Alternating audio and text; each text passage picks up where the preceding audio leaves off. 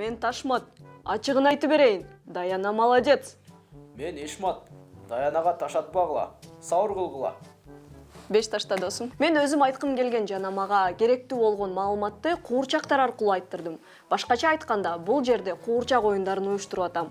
ЛТРдин Политклиника сайтына жооп берген видеосу боюнча посттун комментарийлери да ошондой ой калтырат экен. Эмне үчүн десеңиз, видеону толук көрүңүз.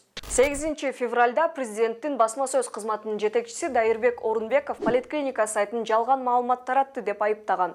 Колдонуучулардын көбү чиновниктин пикирине кошулуп, Политклиниканын журналисттерин бир ооздон күнөөлөп калышты.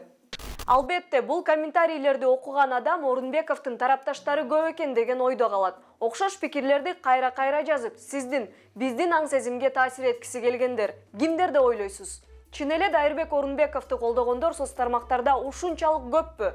Биз 14 февралга карата комментарий калтырган ар бир колдонуучуну изилдеп, баарын бир таблицага салып, анализдеп чыктык. Көрсө, Дайырбек Орунбековду колдогондордун 70% мамлекеттик кызматкерлер жана мамлекеттик телеканалдардын журналисттеринин аккаунттарынан жазылган экен.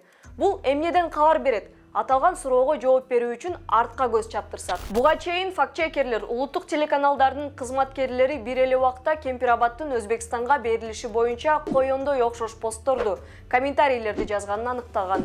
Дал ушундай эле постторду фейк аккаунттардагы жазып чыгышкан. Бул дагы куурчак оюндарын эске салат. Эми жарык маал-маалы менен өчүрүлгөн убакка келели. Ал кезде дагы соц тармактарда кайра эле мамлекеттик телеканалдардын кызматкерлери жарыкты үнөмдөгүлө деп окшош пикирлерин жазып, бипбирдей сүрөттөрдү жүктөшкөн. Эми алардын пикирине соц тармактарда бакыйган мамлекеттик мекемелердин ишин коомчулукка жеткирген пресс-катчылар дагы кошулуп атат. Алар көптөгөн маселе боюнча биргелешип, окшош комментарийлерди калтырушууда. Бирок алардын айрымдары соц тармактардагы посттор менен комментарийлерди атайын буйртма менен жазып атканын, мындай ишти жасагылары келбегенин, бирок жумушка байланыштуу мажбур экенин эки кызматкер бизге анонимдүү айтып беришти.